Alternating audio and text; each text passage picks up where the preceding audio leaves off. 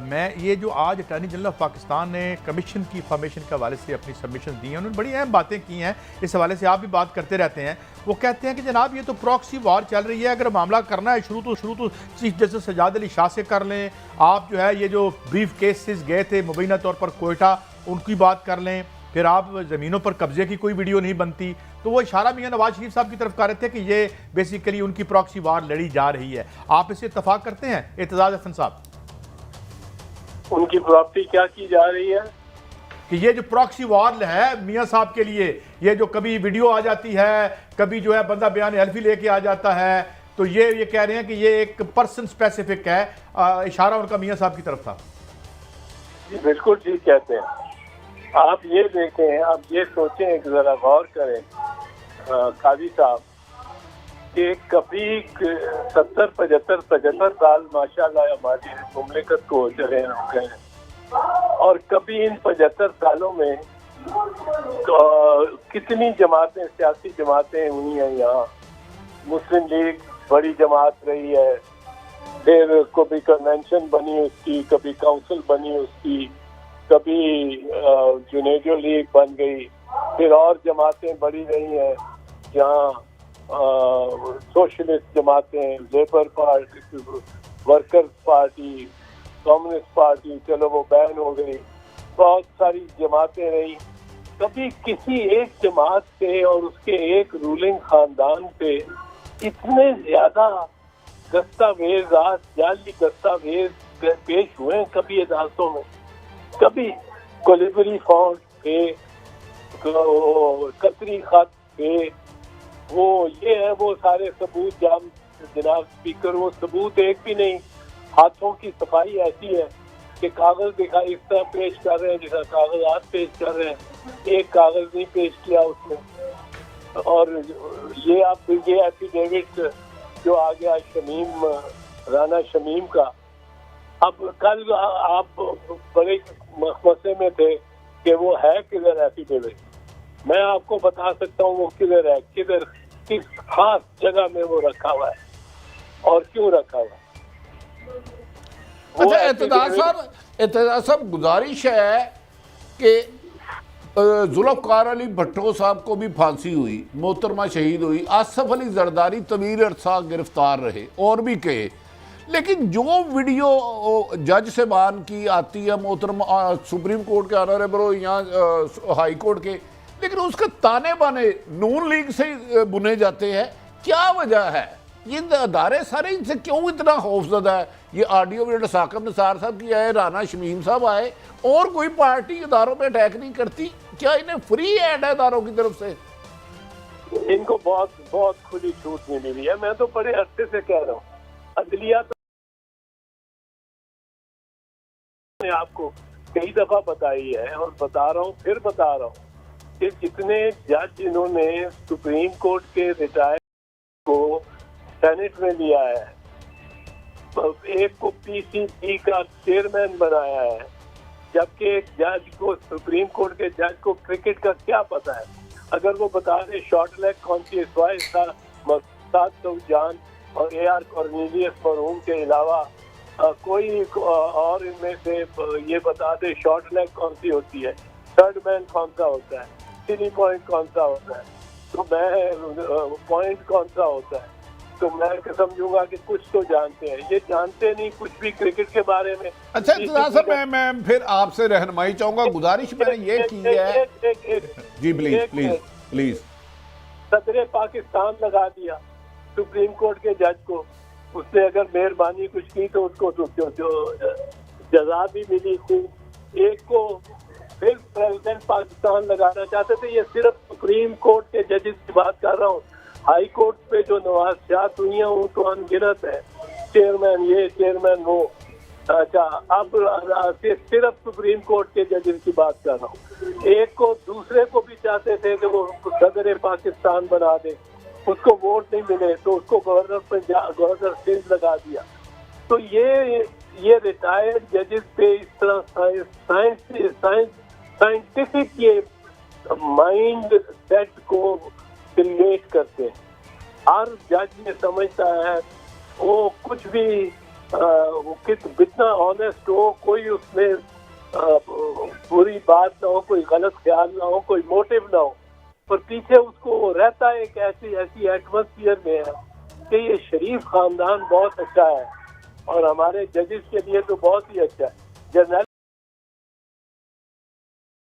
Restricted सी environment में रहते हैं, आपस में मिलते जुलते हैं, आपस में ही रहते हैं, तो वो उनकी ऐसी बना देते हैं कि जो बिल्कुल ठीक ठाक अनबायस्ड जज है, उसके इर्द गिर्द की एनवायरनमेंट ऐसी है कि ये कुछ ना कुछ फायदा पहुंचाएंगे। अच्छा, इत्तेदार साहब, एक गुजारिश करने लगा हूं, सिर्फ ये एक तरफ ये कह रहे हैं इस ऑडियो की जिसका एफिडेविट और दूसरी चीजें बेसलेस हैं, ऑडियो मैच नहीं हुई, लेकिन रोजाना अदलिया में जाके गुफ्तगू की जाती है और अदारों की तजलील की जाती है। क्या आप समझते हैं इस एफिडेविट पर इतनी रोजाना हाई कोर्ट में होनी चाहिए या इतना एफिशिएंट है कि इसके ऊपर कमीशन बनाया जाए? सर, कोई कमीशन बनाने की जरूरत नहीं है, इस पे कोई इस पे बहस की ज्यादा जरूरत नहीं है। या ये पेश करते हैं या नहीं पेश करते, जो डॉक्यूमेंट पेश ही नहीं हुआ उस पे बहस क्या हो सकती है? जो फाइल पे ही नहीं है डॉक्यूमेंट, उस पर किस तरह आप बहस कर सकते हैं? बाकी रही बात कि वो डॉक्यूमेंट है कहाँ और किस लिए था, इस पर्पज के लिए था ही नहीं कि वो यहाँ इस्तेमाल हो। वो तो डॉक्यूमेंट आपको मैं बता दूं, वो A1 फील्ड अपार्टमेंट की तलाशी दिलवा ले, उसमें से निकल आएगा मियाँ साहब के खास सेफ में जो सेफ रखा हुआ है, वो मियाँ साहब के लिए था, वो बना डॉक्यूमेंट मियाँ साहब ने उसको इस्तेमाल करना था। ऑडियो टेप जो उन्होंने जाली बनाई है साकिब निसार की, वो उस ऑडियो टेप के साथ उन्होंने इसको इस्तेमाल करना था वहाँ दिखाने के लिए कि पाकिस्तान में सारा निज़ाम और ख़ासकर जो अदालती निज़ाम है वो मेरे खिलाफ है, बड़ा सख्त खिलाफ है। चीफ जस्टिस कह रहा है उड़ा दूंगा, और ये चीफ जस्टिस की टेप पे रिकॉर्डिंग है और टेप के साथ एक चीफ जज की साथ ये बयान है कि उसके सामने भी ये बात उन्होंने दोहराई है। तो अगर इन्होंने ये दोहराई है एक दफा फिर, तो इसकी तस्दीक हो जाती है इस टेप की। उनको नहीं ये पता था कि टेप को पहले ही समा टीवी उसको जबा कर देगा, उसको तबाह कर देगा। या यहाँ से टेलीविजन वाले जो है जब वो एनालिसिस करेंगे तो वो लफ्ज जोड़ के जिस तरह स्क्रैबल की गेम होती है, ये स्क्रैबल की गेम, उस तरह वो लफ्ज जोड़ के और वो एक टेप बना ली है। और वो आवाज अगर साकिब निसारी की लगती है तो वो बनाने की भी जरूरत नहीं, वो उठाई अल्फाज उसमें से उनकी तकरीरों से है। तो ये इनको पता नहीं था कि अब ये घबराते हैं उस एफिडेविट से। पाकिस्तान में जिस तरह एक शरीफ आदमी अगर लाइसेंसी वेपन भी ले ले, पिस्तौल ले ले लाइसेंस वाला, तो वो अपनी अलमारी में रख के उस पिस्तौल से ही डरता रहता है। अब ये उस एफिडेविट से डर रहे हैं, मियाँ साहब भी डर रहे हैं।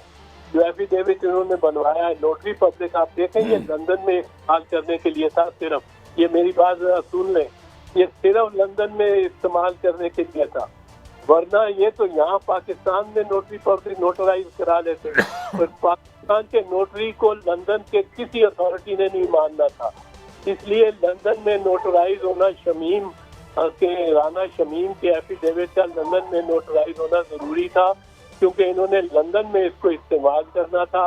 अब ये जरा घबराते हैं कि ये सारा जो है मामला ये तो बिखर गया है, तो बिखर गया फर्श पे जिस तरह गीटियां बिखर जाती हैं, ये तो अब सबके सामने उलट गया, बर्तन ही उलट गया। ये इनको अब बहुत प्रॉब्लम है। लेकिन वो एफिडेविट ये राना शमीम अगर आएगा भी या उसके तक पहुंचेगा भी, तो वो मियाँ नवाज शरीफ के सेफ में उन A1 फील्ड अपार्टमेंट। अच्छा इत्तेज़ार साहब, मैं थोड़ी सी वजाहत चाह रहा हूँ आपसे, समझ लूँ कि आज अटॉर्नी जनरल साहब ने तकरीबन डायरेक्ट उन्होंने कहा कि एक प्रॉक्सी वार है और असल वार जो कर रहा है वो बंदा नवाज शरीफ है। वो सारी केसर्स और बयान अल्फी के वाले से नाम लिए बगैर उन्होंने इनडायरेक्टली बिल्कुल नाम ले ही लिया तकरीबन। मेरा आपसे सवाल ये है कि क्या अब पाकिस्तान की जो अदालत है, अब हमारी जो हाई कोर्ट है, वो क्या इसमें वो नवाज शरीफ को एक मुलजम की हैसियत से बुला सकते हैं या वो इस केस का हिस्सा बन सकते हैं? क्योंकि इनडायरेक्टली तो सारे इल्ज़ाम उन पे, आज अटॉर्नी जनरल की सारी अगर आप बातें लें तो इल्ज़ाम तो उन पे लग रहा है। सर ये अटॉर्नी जनरल ने लगाया है ना, जज साहब कहेंगे तो तब मैं मानूंगा, तब बात तब बनेगी उससे कुछ बात।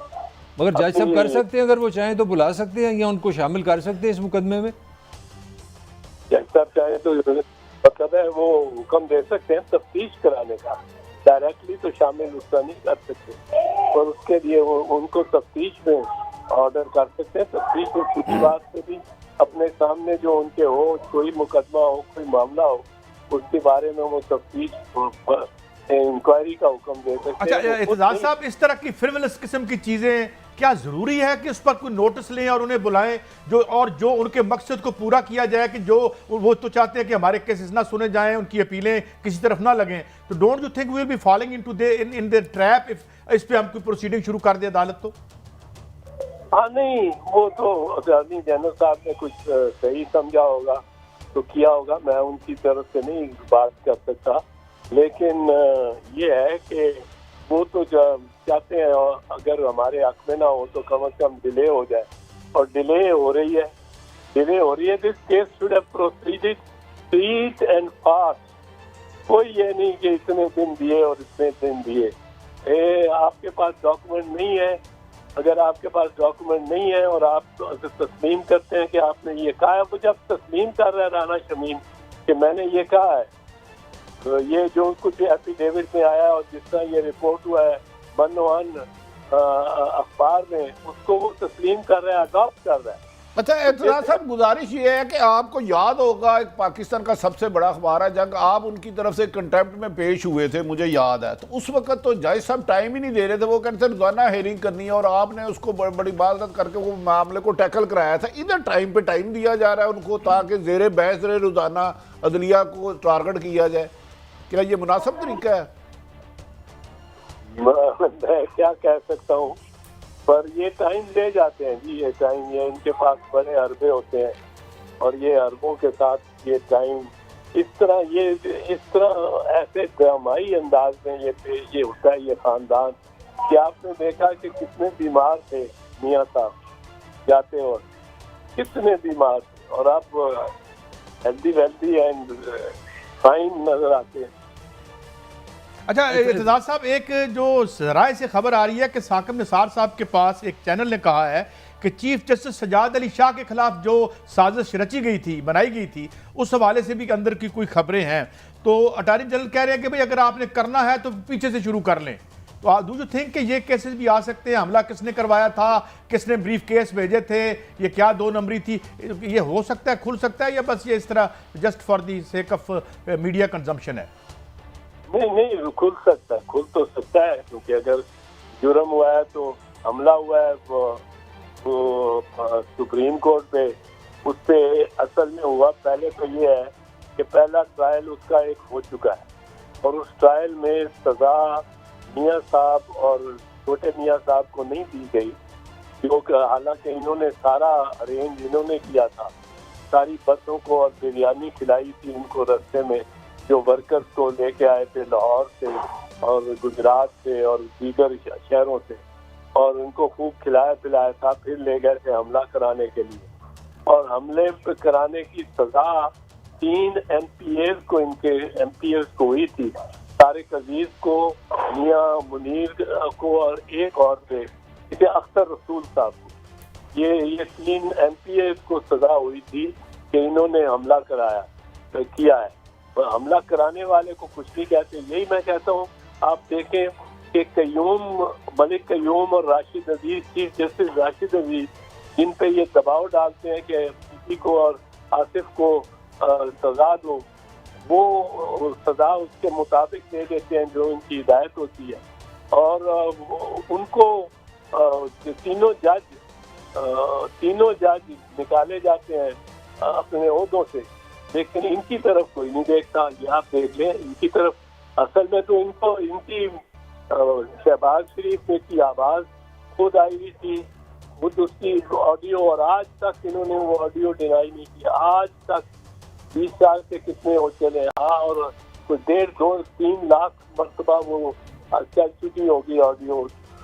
दुरुस्त फरमाया आपने एतजाज़ साहब। मैं आपसे सवाल करना चाह रहा हूँ, ट्रांसपेरेंसी इंटरनेशनल पाकिस्तान के मुताबिक जो उन्होंने एक सर्वे किया है, ये एक इदारा है बस जिस तरह के NGOs है, वो कह रहे हैं कि पाकिस्तान में हैं, और आपका तो बहुत ज़्यादा ताल्लुक़ रहा है पाकिस्तान की अदलिया से, और उसमें ये भी उन्होंने कहा कि 18 लाख से ज़्यादा जो हमारे केसेस हैं वो ज़ेरे इल्तवा हैं, और आप जैसे बताने की ज़रूरत नहीं है कि जस्टिस अगर डिले हो जाए तो वो कहते हैं जस्टिस डिनाइड है, आपको इंसाफ नहीं मिलता। इस पे आप क्या कहते हैं? ये जो ये इतने बड़ा बात की है कि नंबर 1 पे करप्शन पे उन्होंने कहा पुलिस है, नंबर 2 पे उन्होंने अदलिया को कहा है। मैं ये नहीं कह सकता हूँ, पर करप्शन तो बहुत है अदलिया में। इसके लिए जब इफ्तिखार मोहम्मद चौधरी बहाल हुए थे और वो 16 मार्च को 2009 को यूसुफ रज़ा गिलानी ने उनकी बहाली का ऐलान कर दिया था, तो 23 मार्च को उन्होंने बहाल होना था एक्चुअली।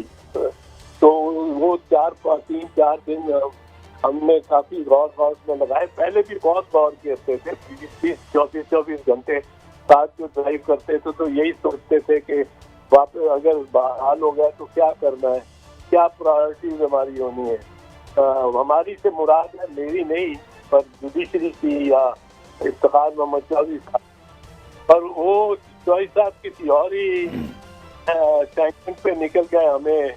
हम उनको याद दहानी कराते रह गए कि ये याद करें कि हमने डिले, और उसमें सबसे ज्यादा इम्पोर्टेंट था डिले नहीं होनी चाहिए, सबसे ज्यादा इम्पोर्टेंट। इंसाफ में थोड़ी सी कमी पेशी भी हो जाए पर डिले ना हो। और पर वो अपने ही एजेंडे पे निकल गए। अब उसका हम क्या कर सकते हैं? एतजाज़ साहब, नहायत एहतराम से आपने इफ्तिखार चौधरी साहब को कहा, अगर एतजाज़ एहसन साहब ना होते तो वो तहरीक कामयाब हो ही नहीं सकती थी। मैं उस वक्त खुद PUJ का प्रेसिडेंट था और यूनियन भी एक थी, और याद होगा कि इफ्तिखार चौधरी साहब लाहौर प्रेस क्लब भी तशरीफ लाए और आप ही साथ होते थे। क्या आप समझते हैं उसके बाद जो आपको उम्मीदें थी उनसे उन्होंने मायूस किया आपको इफ्तिखार चौधरी साहब ने? क्योंकि आप लोगों का तो मकसद अदलिया की आज़ादी था ना।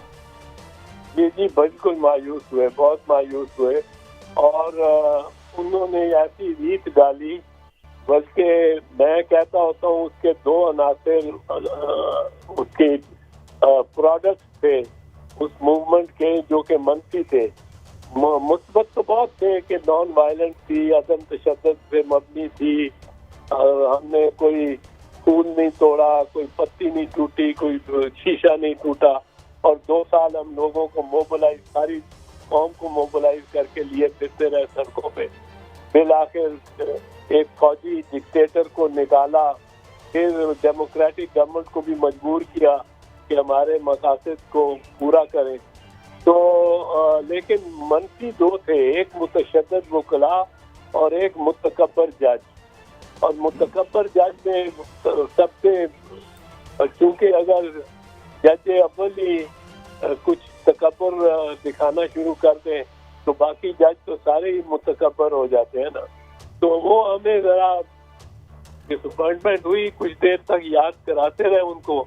फिर अब चीफ जस्टिस और एडवोकेट में बहुत ज्यादा फासला होता है, चाहे एडवोकेट ने उसके लिए, चीफ जस्टिस के लिए कितनी मेहनत की हो ना की हो। तो आपने तो फायदा नहीं उठाया। मुझे याद है आपकी मिसेज भी हमारे एहतजाज में 3 महीने तशरीफ लाते रहे, आपके साहबजादे अली भी, लेकिन बाद लोगों ने तो खासे जज भी बनवा लिए थे उस तरीक के बाद, अगर आपको याद हो कि ना हो याद। बड़ा कुछ हो गया था। अच्छा एतजाज़ साहब, मैं एक आपकी मौजूदगी का एक फ़ायदा उठाना चाह रहा हूँ।